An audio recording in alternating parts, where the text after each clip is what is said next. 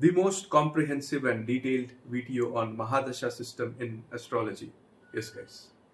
In this video, I'm going to tell you details about the various facets of Mahadasha system. What is Mahadasha? How Mahadasha begins? What are the 5 layers of Mahadasha?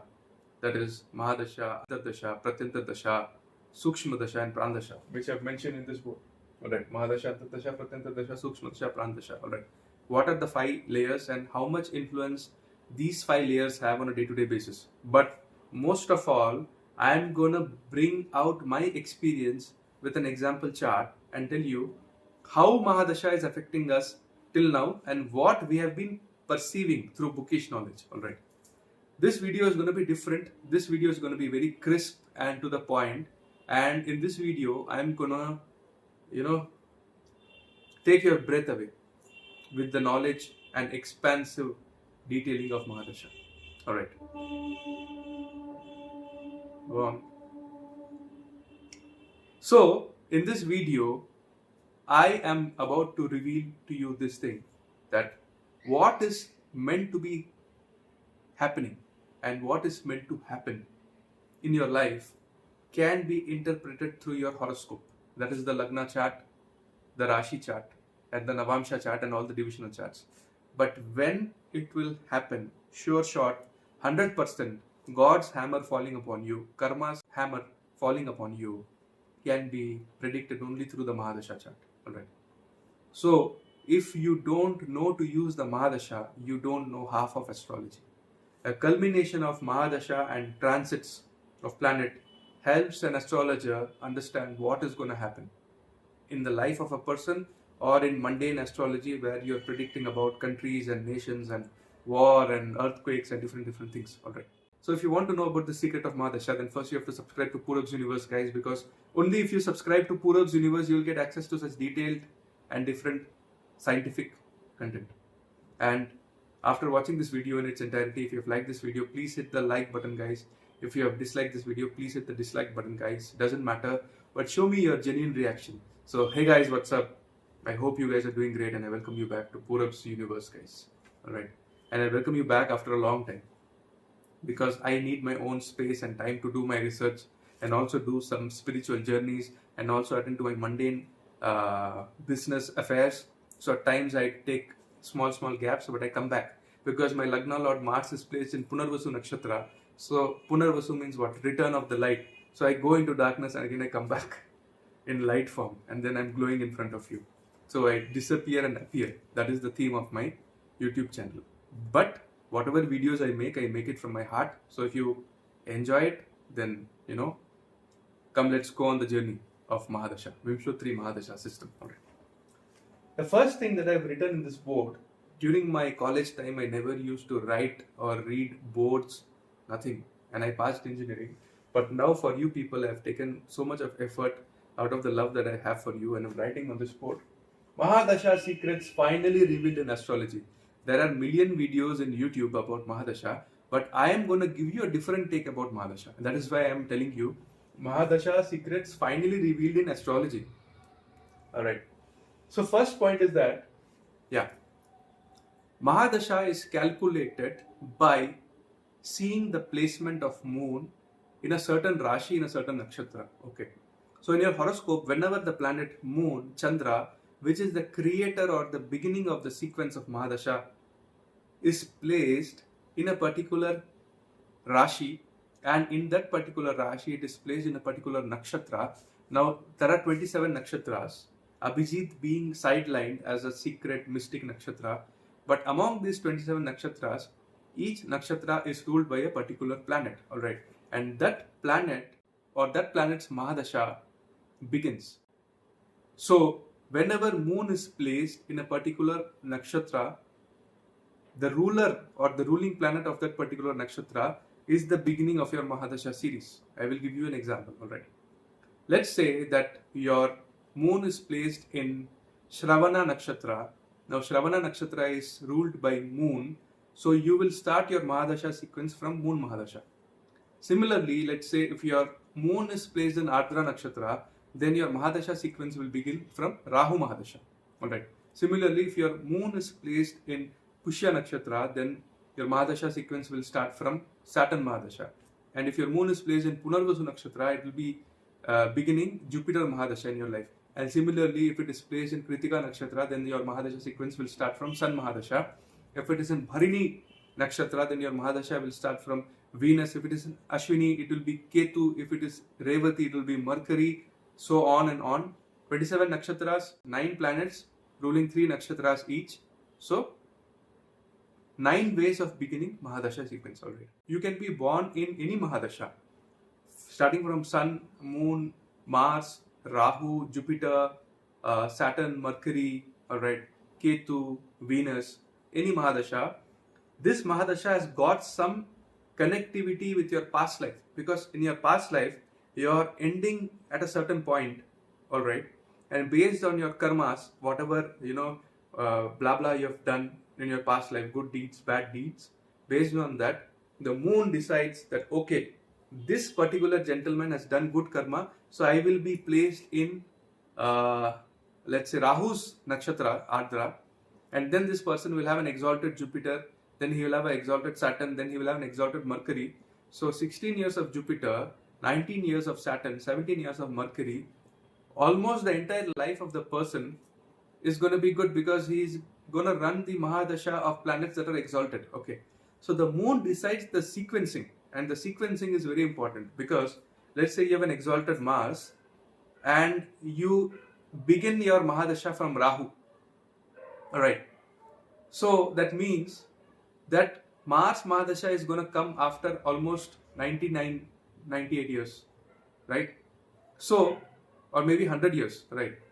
So that means that you have done some bad karma, because of which moon decided that, okay, I will not be placed in Mars Nakshatra, I will place in Rahu Nakshatra, such that this person misses the Mars Mahadasha in his life and doesn't get the complete results of Mangal.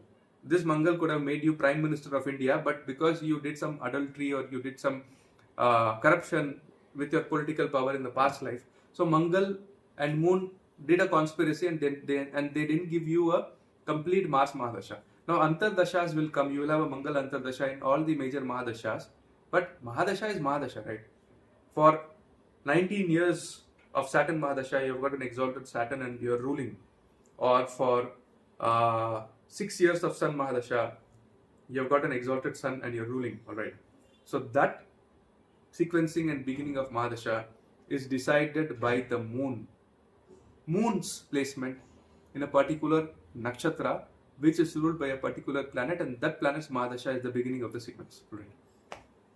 The second point is that, not the second point.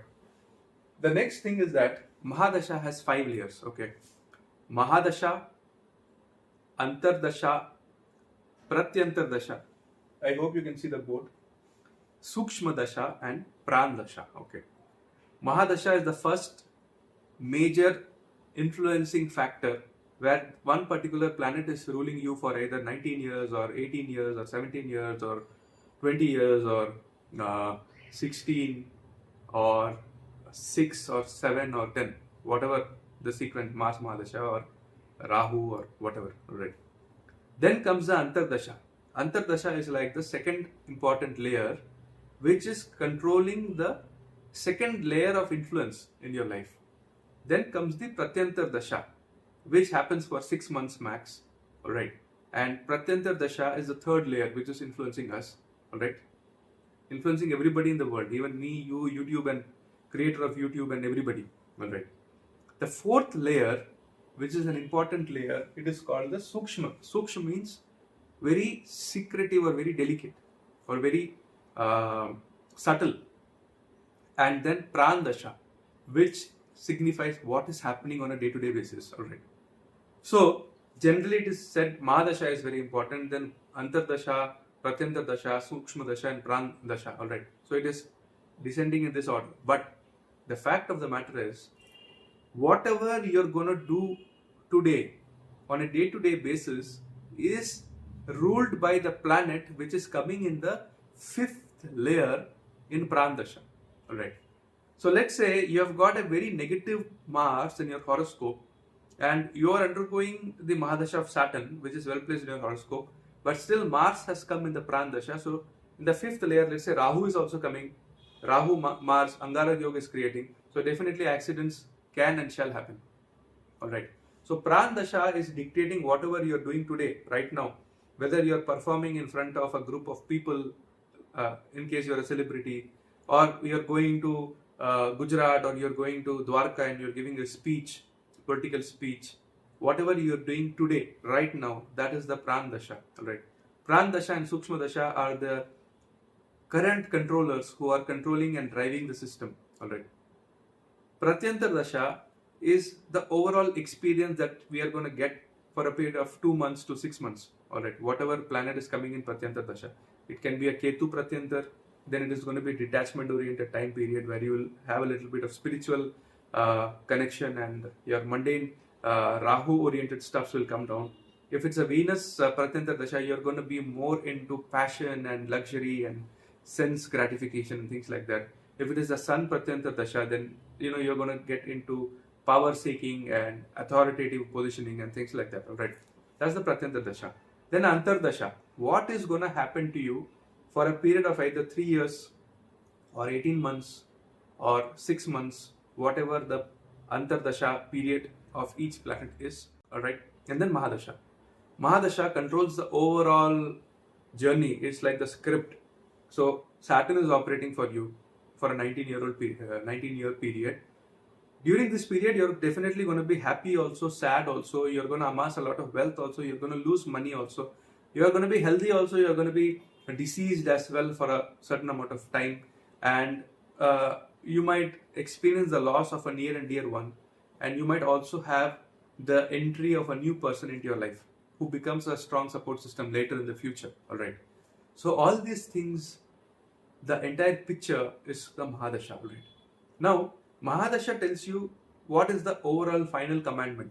Are you going to get destroyed or not destroyed during this 19-year-old period of Saturn, or 16-year-old period of Jupiter, or 17-year-old period of Mercury? Alright. Or are you going to dwindle? Right. So let's say you have got a well-placed planet in your horoscope and the Mahadasha of that particular planet is operating. Whatever the negative that is happening in your life, but still it is going to be a manageable journey. Your ship is not going to sink, it is going to sail.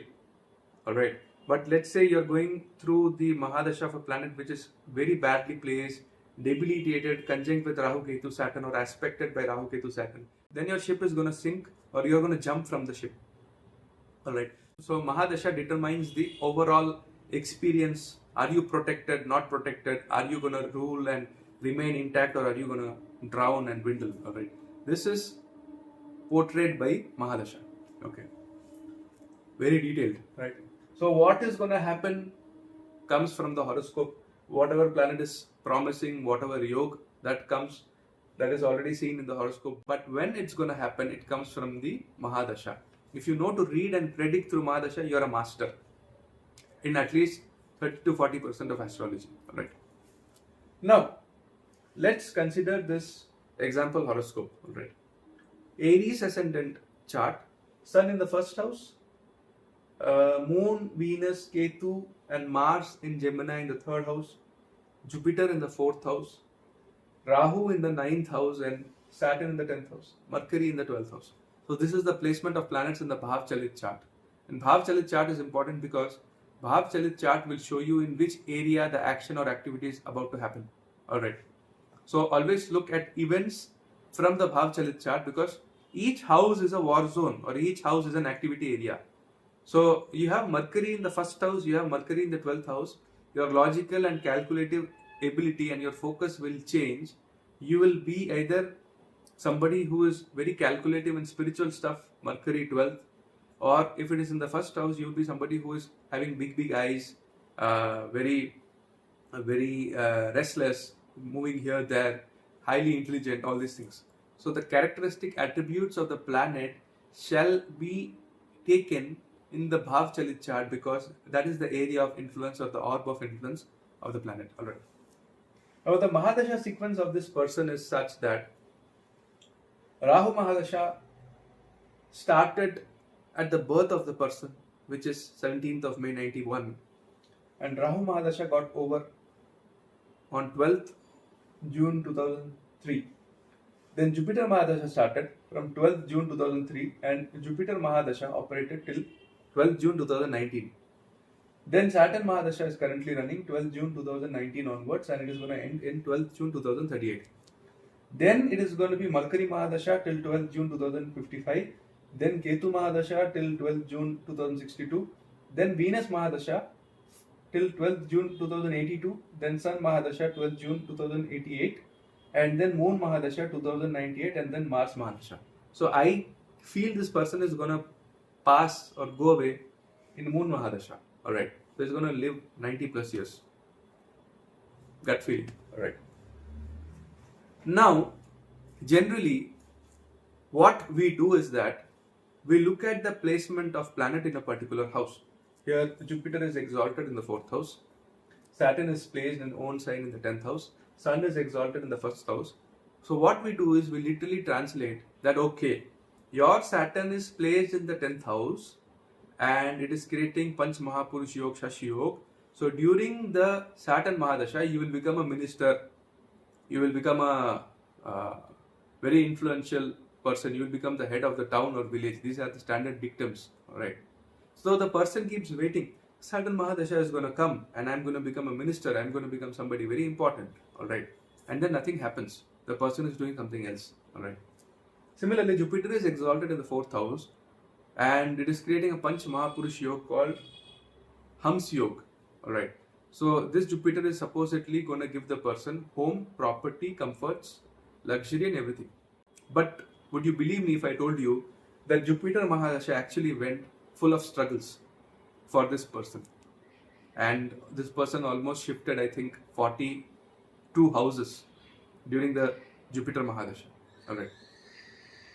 And then Sun exalted in the 1st house. Alright. So during Sun Mahadasha, this person is going to be President of America or President of Greenland or whatever. Sun Mahadasha has not yet come, so God only knows. Alright.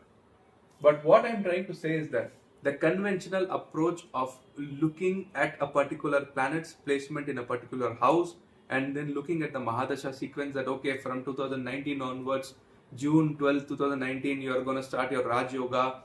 Saturn is going to make you the next Prime Minister of India, etc., etc. That is not the right way to do the prediction because each planet is interlinked with another planet in the nakshatra level. That is what I am going to talk about, and that is going to change your perception about Mahadasha system. Alright. So Rahu is placed in Purvashada nakshatra and it is ruled by Venus. Saturn is placed in Shravan nakshatra, placed in Moon nakshatra. Shravana nakshatra is ruled by Moon. Mercury is placed in Ashwini nakshatra, placed in Ketu. That is, Mercury is placed in Ashwini, which is ruled by Ketu. Ketu is placed in Punarvasu nakshatra, ruled by Jupiter. Venus is ruled in Ardra nakshatra, ruled by Rahu. Sun is placed in Kritika nakshatra, ruled by Sun. So Sun is in Own nakshatra. Moon is placed in Ardra, ruled by Rahu. And Mars is placed in Punarvasu nakshatra, ruled by Jupiter. Okay. Now, let's see what happened actually in the life of this person till now. Alright. The first thing is that Jupiter Mahadasha started from 2003 June and it ran till 2019 June. Okay. The nakshatra lord of Jupiter, that is Jupiter, is placed in Pushya, and the nakshatra lord of Pushya is Saturn, and Saturn is placed in the 10th house in Capricorn. Alright. So, when Jupiter Mahadasha started, Jupiter started giving the results of number 1, the planets in whose nakshatra he is placed. So in this case, Jupiter is placed in Saturn nakshatra. Jupiter started behaving like Saturn in the 4th house, giving problems to the health of the mother, giving problems in domestic comforts, in property, luxury, everything possible. Alright. And Jupiter is the nakshatra dispositor of Ketu and Mars, because both are placed in Punarvasu nakshatra ruled by Jupiter. So Ketu and Mars also activated during Jupiter Mahadasha. And what eventually happened is that Mars' property, the person got involved in property and land related disputes. The entire 16 years of Jupiter Mahadasha involved property problems and disputes, etc., etc. And also there was a lot of wandering and headless spiritual seeking because Ketu got activated for 16 years. All right. So the fundamentals say that Jupiter is exalted in the 4th house, and there you go, you're gonna become the most comfortable and luxurious person on God's green earth. But Jupiter is activating Saturn here and Mars and Ketu, so it is going to be a difficult time period for this person. All right. So it is very important to see, it doesn't only matter that you've got an exalted planet, you have to see what kind of planets are placed in the nakshatra of that exalted planet. If malefics are placed or influencing that particular planet, or let's say that planet itself is placed in the nakshatra of a malefic planet, then there you go. Whatever exaltation and Raj Yoga and Gajkesari Yoga you have in your horoscope and Jupiter Mahadasha comes, it is going to be a difficult period, guys, irrespective of whatever it is, right? Experience wise, I'm telling you. Then, in Jupiter Mahadasha, the entire Mahadasha is not going to be worse, alright? Came Venus antardasa, roughly from 2011 to 2013. Okay, because Venus antardasa is roughly for 3 years in Guru Mahadasha. Alright. Now there you go. Now the equation changes. Alright. This time period was the best time period for this person because he went abroad and he pursued higher education in a course which was having batchmates only women. Why this happened? Right. Look at Venus. It is in the 3rd house in the sign of Gemini. Alright. Where is Venus? He is in Rahu Nakshatra. Where is Rahu? He is in Venus Nakshatra. What sort of equation do Venus and Rahu have? They are very friendly to each other. Alright. So there is a Nakshatra Parivartan. Rahu is in Purvashada, Venus Nakshatra, and Venus is in Ardra, Rahu Nakshatra. Whenever these two will activate in a combination, they are going to give this person extreme pleasure and luxury, and also travel and also education. Why? Because the Nakshatra Lord of Venus being Rahu, which got activated during Venus Antardasha, is placed in the 9th house of higher education and long distance journey. So the person experienced higher education also during this 3-year period, and also long distance journey, and also a lot of female friends and company. Alright. So this is how the Mahadasha is working. We are seeing Venus is in the 3rd house and it will give travels and communication, but actually Venus is giving the results of the Nakshatra dispositor. Alright. The next thing is that Saturn Mahadasha, Saturn Antardasha started from 6 June 2019 and operated till June 2022. Saturn Mahadasha, Saturn Antardasha. Okay. Saturn is placed in the 10th house in Capricorn. Standard dictum: you will become a minister, you will become the head of the family, you will become a head of the state, you will become an industrialist, etc., etc., etc.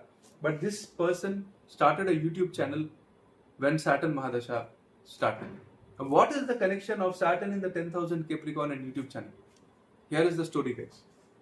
Saturn is placed in Shravana Nakshatra, and Shravana Nakshatra is ruled by Moon. Now, Moon is a benefic planet. Saturn is placed in Moon's Nakshatra, and Moon is placed in the 3rd house in the sign of Gemini, which represents media, communication, marketing, YouTube, digital things, right? And in the Moon chart, Saturn is placed in the 8th house. So, astrology also got connected, alright. So, Saturn Mahadasha started, and Saturn gave its Nakshatra dispositor result, which is Moon. And also, from Saturn Mahadasha onwards, this person got a very good home, property, vehicles, luxury, comfort. But Saturn is denying that, na? Because Saturn is aspecting the 4th house, enemy sign Cancer. And Saturn is inimical towards the Moon, because Saturn, when it goes one Rashi before the Moon's Rashi placement, there is a Sadesati effect coming. Such a difficult placement. But you see, Jupiter is placed in the nakshatra of Saturn, and when Saturn Mahadasha is operating, actually this person is getting the result of the Jupiter Mahadasha. So now he is getting the benefit of this exalted Jupiter, not before when Jupiter Mahadasha was activating. Because the planet will give results of the nakshatra dispositor, and also the planets that are placed in the nakshatra of that planet itself, whose Mahadasha is going on. So I'll repeat. Saturn is giving results of Moon because Saturn is in Moon Nakshatra Shravana, and Saturn is also giving results of Jupiter exalted because Jupiter is in Saturn's Nakshatra Pushya. Rewatch, you will understand. Alright. So, now this person is undergoing Saturn Mahadasha, Mercury Antardasha. Alright. Where is Mercury placed? Mercury is placed in Ashwini Nakshatra. Alright. And Ashwini Nakshatra is ruled by Ketu. Alright. So whenever Mercury will come for this person, he will actually experience a Ketu Antardasha. Why? Because Mercury is placed in the nakshatra of Ketu. Planet will give the result of the nakshatra dispositor, and also planet will give results of planets placed in its nakshatra. Here no planet is placed in Mercury nakshatra. Mercury is only placed in Ketu nakshatra. So during this Saturn Mahadasha and Mercury Antardasha, this person is actually undergoing a Ketu period. Alright. Similarly, next he is going to get Saturn Mahadasha Ketu Antardasha from February 2025 till 2026, the beginning of 2026, 1 year roughly. Alright. During this Ketu Mahadasha, because Ketu is placed in the nakshatra of Jupiter, alright, this person will get results of exalted Jupiter, and also this person will get results of Mercury, because Mercury is also activating because he is in Ketu Nakshatra. So it's going to be a mixed period, 50-50, good, bad, all together. Alright. And then going on, Mercury Mahadasha will operate 17 years of Mercury. If the person doesn't become spiritual and doesn't do something aligning to spirituality, then doomed. He cannot survive by doing something practical and mundane. He has to do something connected to God, religion, spirituality, and maybe start an ashram for himself. That is the right way to approach this Ketu 17-year period. Ketu Mahadasha is generally 7 years, but because Mercury is in Ketu's nakshatra, so the entire Mercury Mahadasha of 17 years is going to be like a Ketu Mahadasha of 17 years. Imagine 17 years of Ketu Mahadasha. Alright. Om Vishnave Namaha. Then Venus period will come. Here is the period which is going to make a legacy for this person, and this person is going to be a name chanted in each and every household by each and every person, because Venus and Rahu are connecting with each other through a nakshatra parivartan. Venus is in Rahu nakshatra, Rahu is in Venus nakshatra. Boom, explosion of fame, name and recognition. Alright. So this is how actually the Mahadasha sequence affect us at nakshatra level. Not only simple fundamental prediction that okay, you have got this planet in this house, and when the Mahadasha of a particular planet is, or this planet is going to activate, you are going to get that result. No, you are going to get result of the planet placed in that house. You are going to get result of the nakshatra lord of that particular planet, in whichever house it will go, that will also activate. And you are also going to get results of those planets that are placed in the nakshatra of this particular planet, whose Mahadasha or antardasha or pratyantar dasha or sookshma dasha or pran dasha is activating. Alright. So this is the secret thing that I wanted to reveal to you guys. I know it's a lengthy video, but it is important for me to talk such that you understand with examples. Alright. So I hope I have explained how Mahadasha works and what results you can expect in life. So open your horoscope and see which are the planets that are placed in the nakshatra of exalted planets, and also if benefics are placed in the nakshatra of this particular planet whose Mahadasha is operating. If yes, then you are going through a good time. If no, then whatever exaltation of the planet, you are going through a bad time. Alright. So I hope this video enlightened you. This is Purab signing off from Purab's universe. Take care of yourself. Take care of the elderly people and the stray animals around you. Adios. Jai Hind. Jai Bharat.